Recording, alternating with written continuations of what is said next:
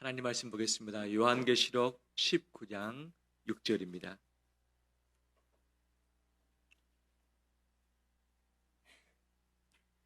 요한계시록 19장 6절에서 10절까지 교독하겠습니다.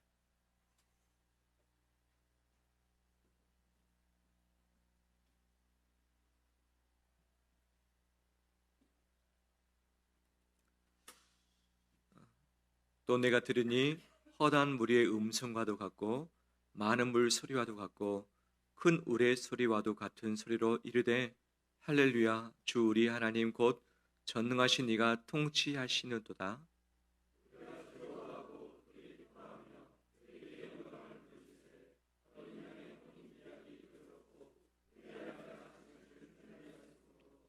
그에게 빛나고 깨끗한 세마포 옷을 입도록 허락하셨으니 이 세마포 옷은 성도들의 옳은 행실이로다 하더라.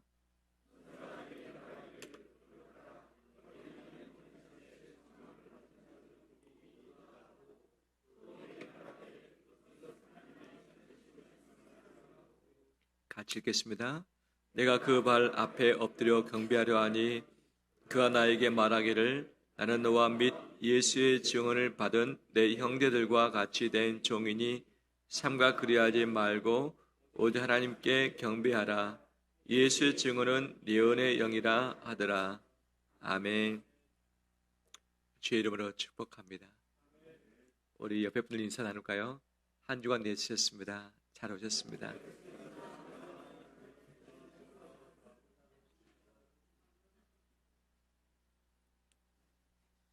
제가 토요일 되면 성도들이 얼마나 예배 가운데 올 것인가를 어느 정도 예측이 됩니다. 왜 예측이 되는가? 토요일 날 교회를 향해서 오다 보면 반드시 북부간선도로를 잠깐 탑니다. 어떤 때는 북부간선도로가 확 뚫려 있는데 어떤 때는 입구부터 다 막혀 있을 때가 있어요. 그 차들이 일터로 가는 차도 있고 다른 용무 때문에 움직이는 차도 있지만 대부분 보면 동쪽으로 가는 차들, 그다음에 사람들이 한 명이 아니라 그 차 안에 몇 명이 가득 차 있어요. 분위기를 잠깐 보면 분위기가 좋습니다. 어디로 가는 거죠? 예, 그렇죠. 가족들과 함께 나들이 가든지 아니면 1박 2일로 주말을 통해서 속초로 또 동해로 강원도로 가시는 분들이 많이 타 있지 않을까 생각이 되어집니다. 토요일 날 출발하면서 북부간선도를 열심히 봅니다. 우리 성도들이 다 오시겠는가, 아니면 일부도 출타하시려는가 라고 고민을 했었습니다. 어제는 입구부터 막혔습니다. 그 다음에 어제 집에 가는데 집에 갈 때도 보니까 그때도 막혀 있는 거예요. 오늘 성도들이 많이 출타했었거니 라고 생각했지만 다들 오셨네요. 다들 오셨네요. 아무튼 주의 이름으로 축복합니다. 결혼을 하신 분들은 나의 결혼식 한번 또 올려봤으면 좋겠어요. 어떻게 만났는가? 또 만나서 어떻게 연애를 했을까? 또 결혼식 날짜를 어떻게 잡았을까? 어디서 결혼식을 했는가? 누가 주례를 했는가? 또 그때 오셨던 분들은 어떤 분들이었는가? 누가 축가를 했는가? 또 기억나는 한 장면이 있다면 그 결혼식에 어떤 장면이었을까? 저희 교회 젊은이들도 결혼식을 쭉 하고 있는데 딱 보니까 최근에 결혼하신 쌍이 보이네요. 몇 년 전 통영에서 정말 예쁜 도시죠. 통영에서 멋진 결혼을 했던 것을 보고 왔고, 또 가는 김에 통영 앞바다를 안 보고 올 수 없잖아요. 그래서 공원에 가서 넓게 펼쳐진 한려 수도를 보고 왔던 적이 있는데, 그 한려 수도보다 더 예쁜 부부가 이곳에 앉아 있는데 주의 이름으로 축복합니다.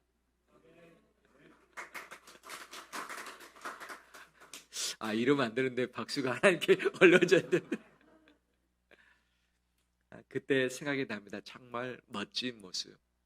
또 신랑이 신부를 위해서 축가를 준비했는데 본인이 작사하고 작곡을 해서 하는데 남의 노래가 아니라 신부를 위해서 준비된 그 곡을 부르는데 참 마음에 감동이 있고, 또 신랑 아빠가 딸을 위해서 편지를 쭉 준비해서 낭독하는데 이것이 아버지의 마음이구나 라고 하는 그런 감동이 그 시간에 있었습니다.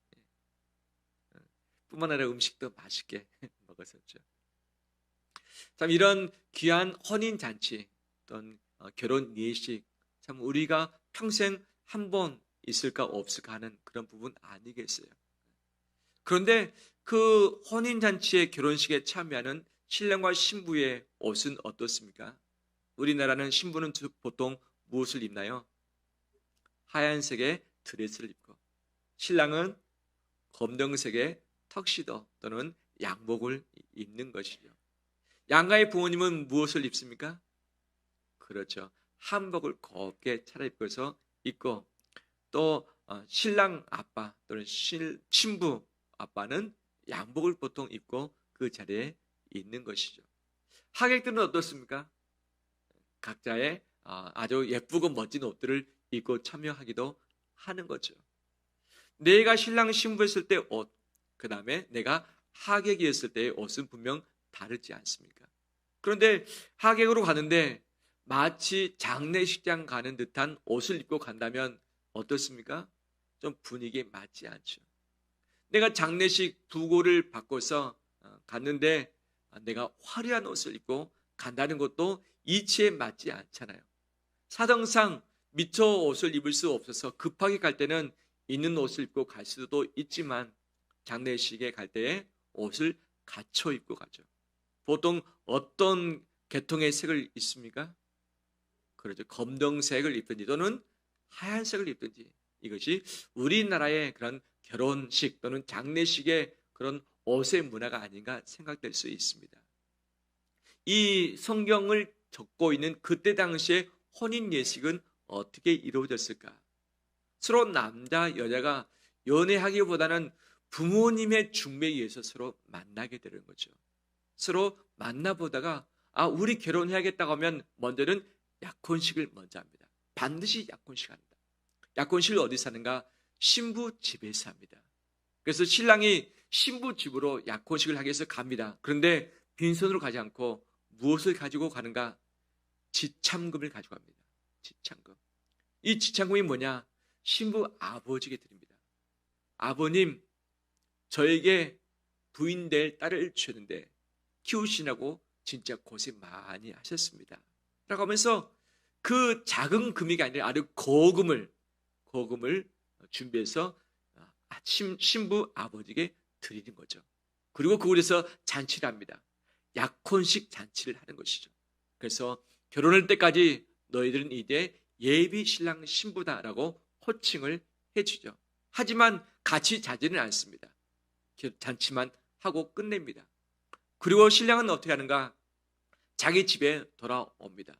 돌아와서 무엇을 하는가? 결혼식 준비를 하는 거예요. 무슨 준비냐? 신혼집을 준비합니다. 그래서 별도의 단독주택을 짓든지 아니면 자기 집에 방 한 칸을 신혼방으로 꾸미든지, 또는 단층 집인데 2층을 올려가지고 2층을 신혼집으로 꾸미기도 하는 거죠. 그 기간이 얼마나 걸리는가? 짧게는 6개월, 보통은 1년 정도 걸린다. 하지만 이 준비 기간이 길어질 수도 있는 것 아니겠어요? 건축하다 보면 일들도 많이 생기고 그다음에 재정도 많이 들어가기 때문에 이것이 준비돼야만 이룰 수 있기 때문에 바로 기간이 길어질 수 있는 것이죠. 통상적으로 6개월에서 1년 정도 이 준비 기간이 필요한 것이죠. 다 준비되면 이제 신부를 모시고 와야 되잖아요. 근데 그 날은 누가 정하느냐? 신랑 아버지가 정합니다. 다 준비돼도 신랑 아버지가 이날 결혼한다라고 하면 그냥 그때 결혼을 하는 거예요. 신랑 신부의 결정권이 없습니다. 오직 신랑 아버지만이 알고 있고 아버지가 선포하면 그날이 결혼식 날이 되는 거죠. 선포하면 어떻게 되는가? 신부 집에 신랑이 갑니다. 신랑이 들러리를 데리고 같이 가서 신부 집에 맞이해 가서 그 신부하고 결혼식을 그래서 성대하게 치르는 것이죠. 근데 신부가 신랑이 언제 오는지 미처 알 수 없어요. 오늘날에는 전화기도 있고 또 문자를 통해서 여러 가지 방법을 통해서 서로 주고받을 수 있는데 이때 당시 히브리 사람들은 어떻게 했는가? 그 날을 모르는 거예요. 그 날. 약혼은 했는데 결혼식 날을 모르는 거예요. 그러면 신부가 어떻게 해야 됩니까? 분명히 이때쯤 신랑이 오겠거니 생각하면서 준비를 해야 되잖아요. 언제 옵니까? 가까이 있는 거리에 있는 사람은 그래도 해가 있을 때 오지만 먼 거리에 있는 사람은 출발하면서 밤중에 올 수도 있고 새벽녘에 올 수도 있는 것 아니겠어요? 그래서 언제 오는지 모르기 때문에 늘 신랑 맞을 준비를 하면서 등불을 켜라는 거예요. 등불을. 근데 신부와 가족만 준비하는가? 신부의 들러리가 같이 준비를 하는 거죠. 그래서 신랑 팀이 오는 것을 함께 맞이하기 위해서 등불을 늘 준비하는데 오래 준비하다 보면 기름이 떨어지잖아요. 기름이 떨어지지 않게 미리미리 준비를 하는 것이 지혜로운 들러리라고 할 수 있는데 이렇게 준비를 하는 거죠. 그래서 신부를 다 모시고 집에 갑니다. 그리고서 새로운 출발을 하는 거죠. 그러면 신부는 6개월에서 1년 동안 무엇을 하는가? 준비를 합니다. 무슨 준비하는가? 자기 몸과 마음을 순결하게 깨끗하게 가장 아름답게 준비를 하는 것이죠. 그때 당시 오일이 상당히 비쌌습니다.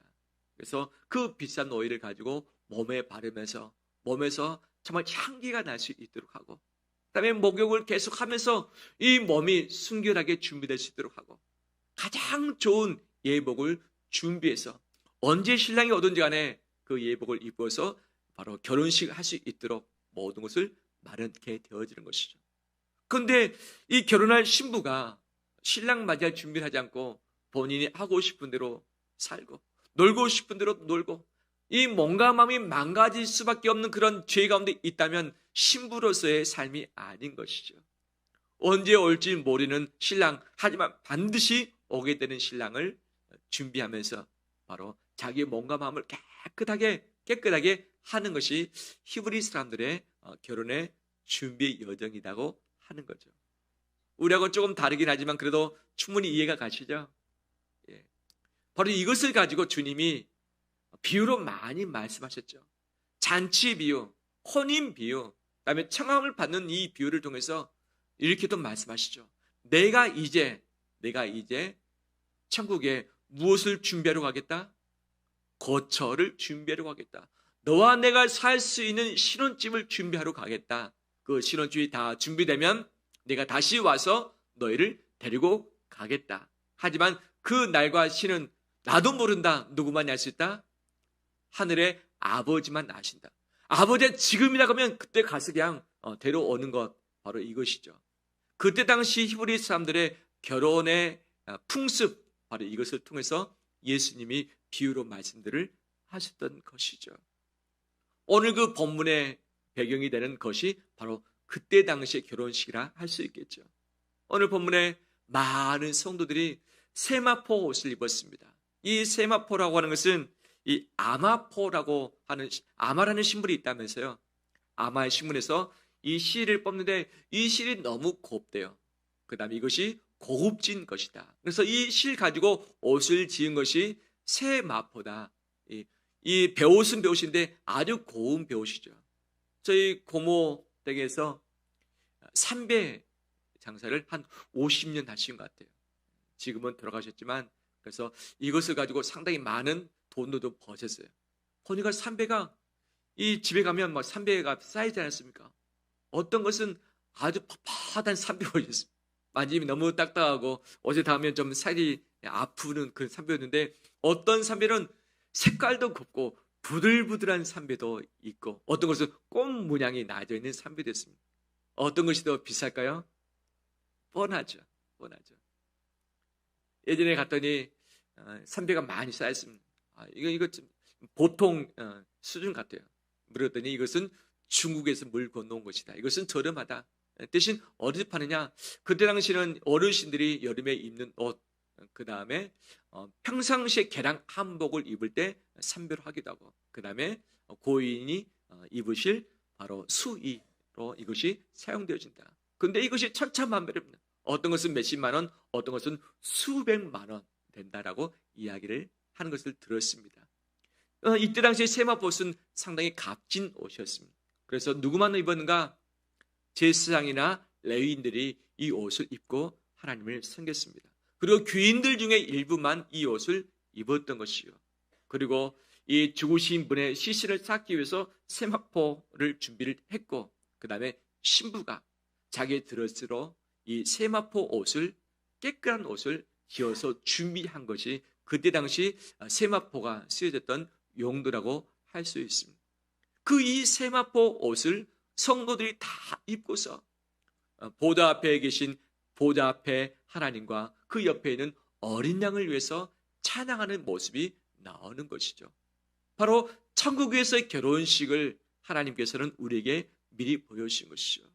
우리가 이 땅에 태어나서 결혼을 통해서 새로운 가정을 이루고 또 하나님께서 주시는 그 위로하심이 결혼 가족관계를 통해서 누리게 되어지는데, 내 영혼도 역시 결혼식이 있다.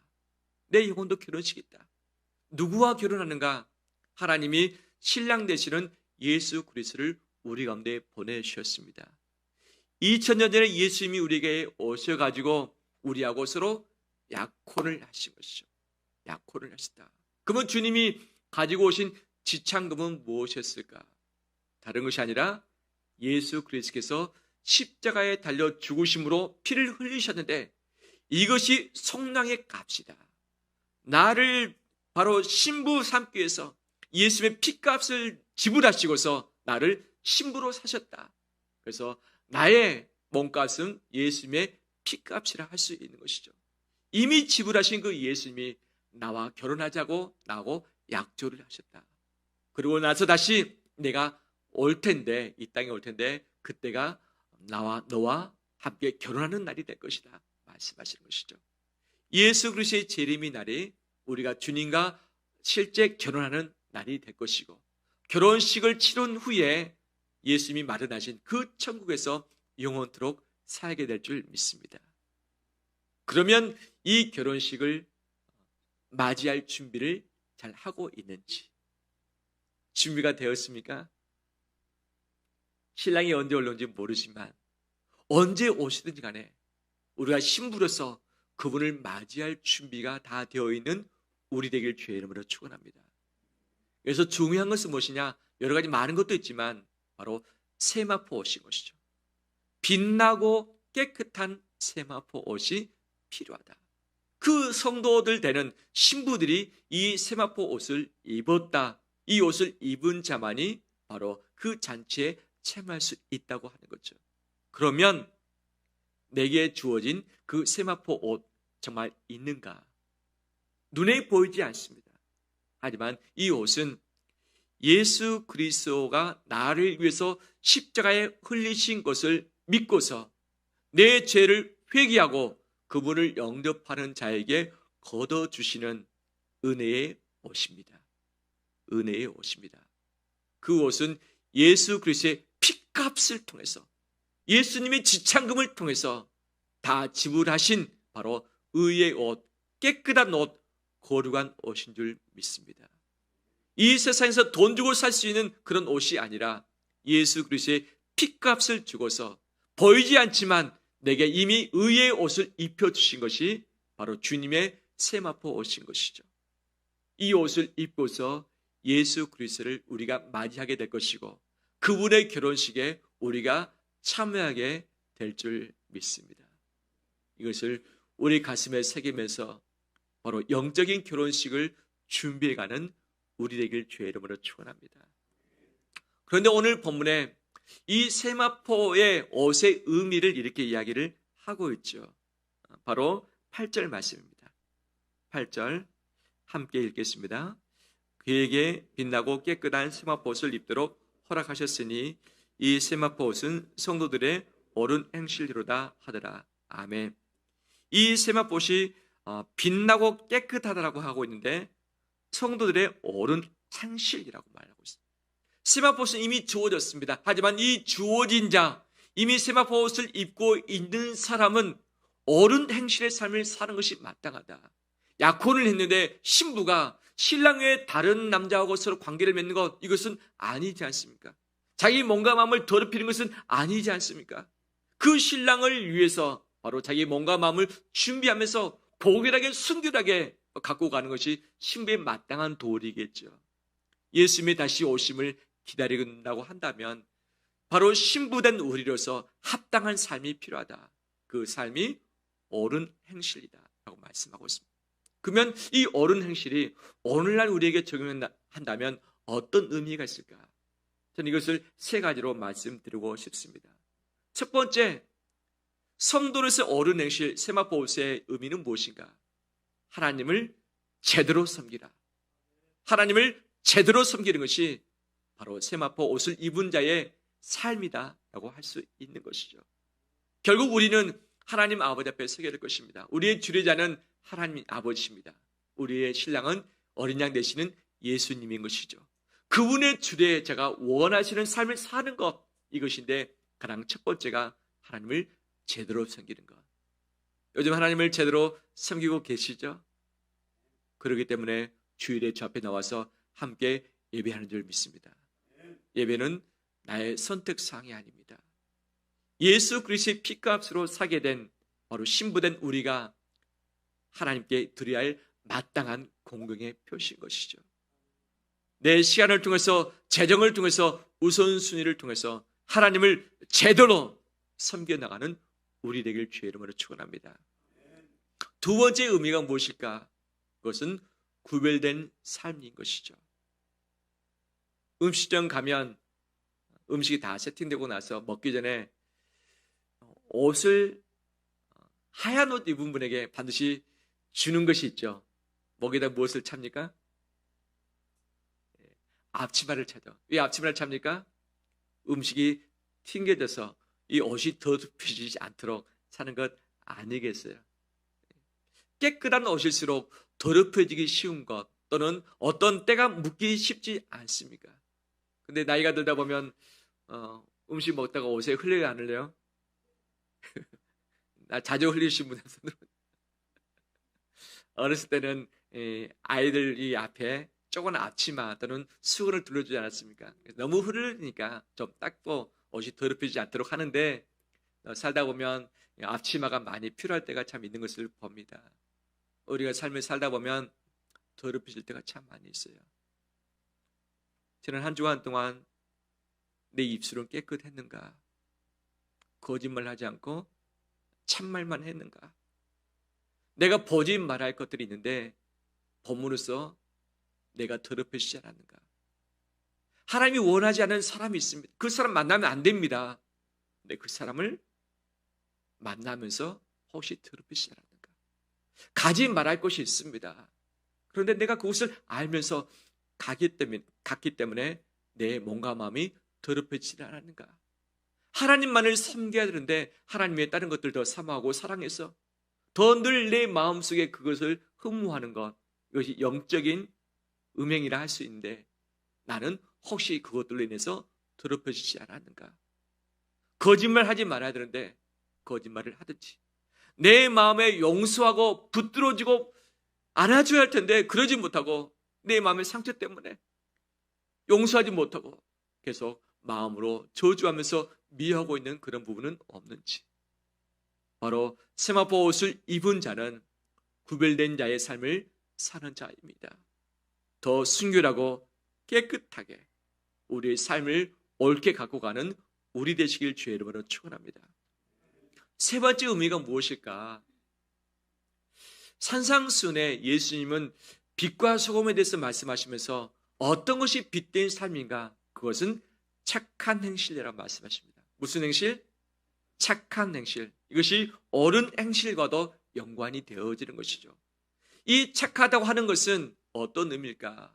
나 혼자 깨끗하게 있는 것 자체가 착하다기보다는 사랑의 관계에 있어서의 좀 더 나아 보이는 사람, 좀 더 베푸는 사람, 좀 더 참아 보이는 사람이 바로 착한 사람이라 할 수 있는 것 아니겠어요? 내가 남에게 해를 끼치지 않고 손해를 주지 않는 것 자체가 착한 사람이라 할 수 있겠지만 이것으로 충분하지는 않는 거죠. 착하다고 하는 것은 남에게 손을 베풀고 남을 안아주고 배고플 때 먹여주고 외로울 때 같이 서주고 참아주고 위로해주고 이런 행동이 바로 착한 행실이라 할 수 있는 것 아니겠습니까? 바로 세마포 옷을 입은 자의 특징이 뭐냐? 나 혼자 내 가족만이 아니라 주변에 어려운 이웃들, 눈물 짓고 있는 자들, 사랑에 필요한 자들, 외로운 자들 한 번 더 전화해주고 한 번 더 찾아가지고 같이 한번 식사해주고 필요한 것을 챙겨주고 한번 안아주면서 위로하는 이것이 착한 행실일지인데 이 삶이 우리에게 요구되어지고 있습니다. 이 삶을 계속 살아나감으로 말미암아서 이 세마포 옷을 입은 자의 삶을 사는 우리 되시길 주의 이름으로 축원합니다. 마지막 한 가지 더 살피기를 합니다. 오늘 본문 9절 말씀에 이렇게 이야기하고 있습니다. 9절 함께 읽겠습니다. 천사가 내게 말하기를 기록하라. 어린 양의 혼인잔치에 청함을 받은 자들은 복이 있도다 하고 또 내게 말하되 이것은 하나님의 참되신 말씀이라 하기로. 아멘. 어린 양의 혼인잔치에 청함을 받은 자가 무엇이 있습니까? 복이 있다. 어린 양 혼인잔치는 한 번밖에 거행되지 않습니다. 이때 놓치면 끝입니다. 근데 이 잔치에 초대받은 자, 즉 신부로서 초대받을 수도 있고 하객으로서 초대받을 수 있는 것 아니겠어요? 어떻게 됐든 간에 청함받은 자가 복이 있다는 말씀하고 있습니다. 어린 양의 혼인잔치에 청함 받으셨습니까? 청함 받으셨습니까? 이 초대장이 있습니까? 제가 고흥녹동에 살면서 그 지역에 이루어지는 삶들을 참 많이 눈여겨봤습니다. 저희 교회 집사님 중에서 인쇄소를 하신 집사님이 계세요. 인쇄소. 그런데 이분이 상당히 바빠요. 이 고흥 마을에 한 15,000명 정도 사는 아주 자그마한 읍입니다. 조금 읍인데 이 무엇을 하느냐? 그때 당시에는 부고라는 것이 있어요.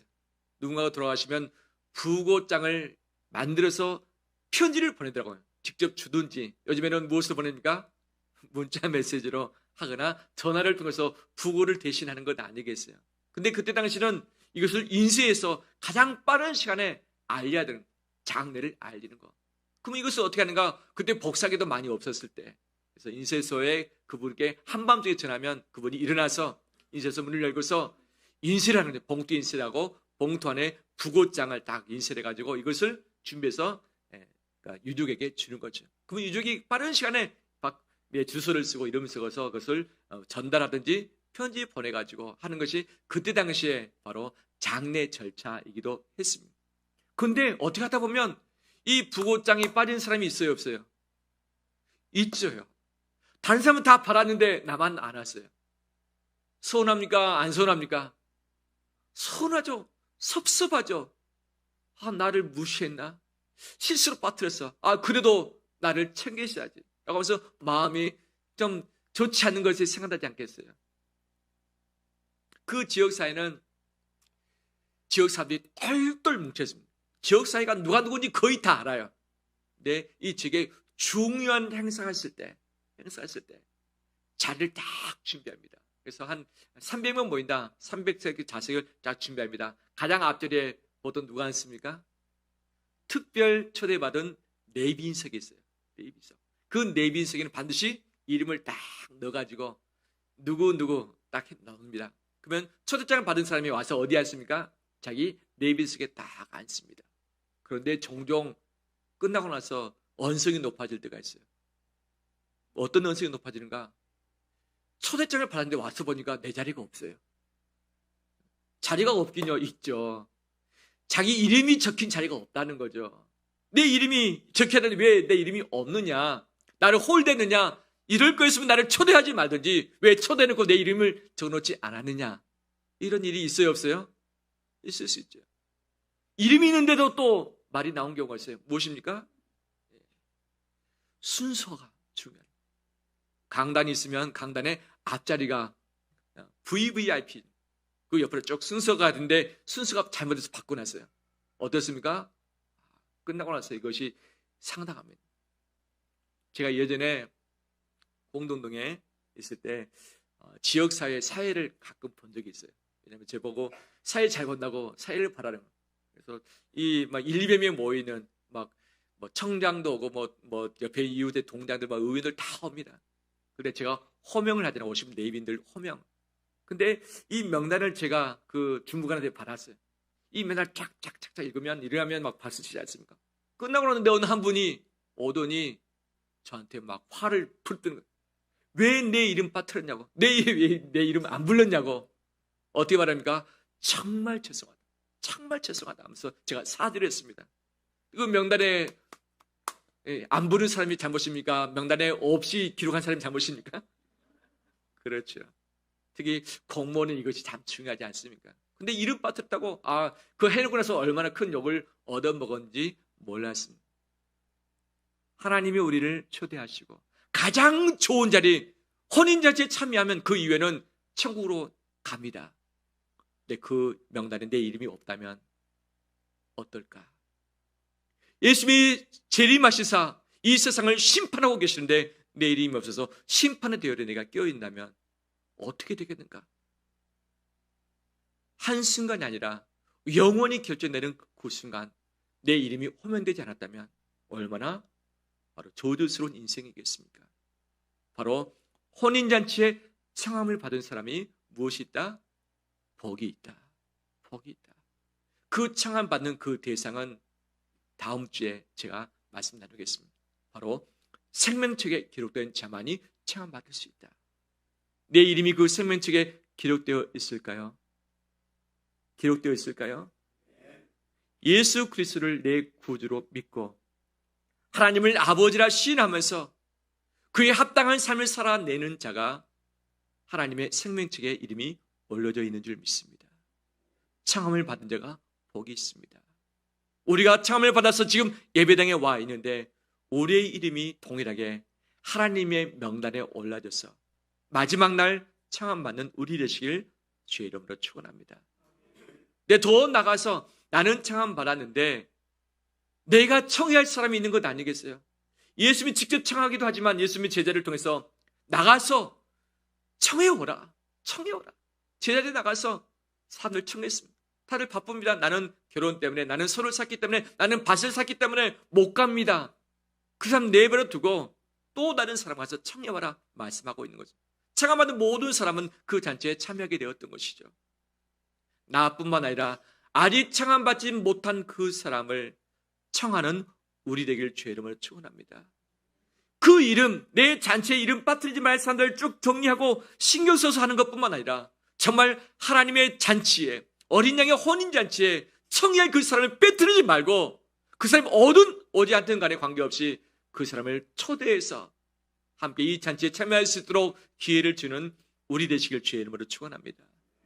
11월 5일이면 2주가 남았습니다. 2주가 남았습니다.